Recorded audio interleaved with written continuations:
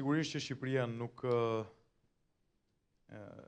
është vend i imun nga rreziku, por gjitha dënat nuk lënë vend për panik.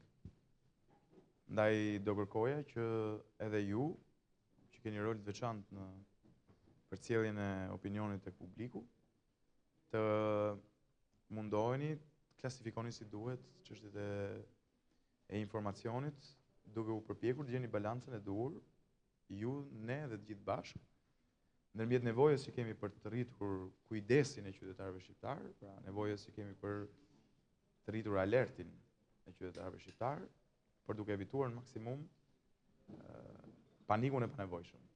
Strukturat shtetërore janë në punë, po bashkëpunojmë me partnerët.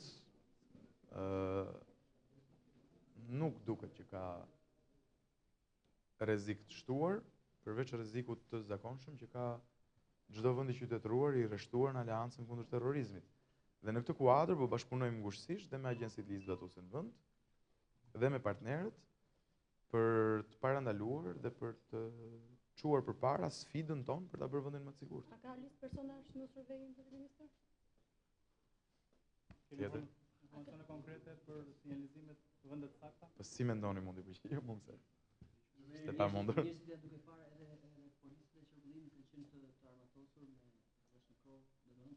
Ka pas informacione nga shërbimi informativ kombëtar për këtë situatë? Që janë marrë këto masa? Këto janë masat shtuara të policisë shtetit dhe ndërkohë çdo institucion në vend në drejtimin e prefektit në çdo qark, mbi bazën e urdhrit të kryeministrit dhe një urdhër pasues të ministrit brendshëm, ka marrë masa për forcimin e masave të sigurisë. Këto janë masa parandaluese, pra masat e përkujdesit lartë, por kjo nuk do të thotë që i përgjigjen çështjeve konkrete dhe unë për hir të vërtetës nuk jam as i autorizuar të ndaj të gjithë informacionin që kam me ju, sepse është e pamundur. Në kryeqytete të tjera keni parë që edhe ushtria është në rrugë.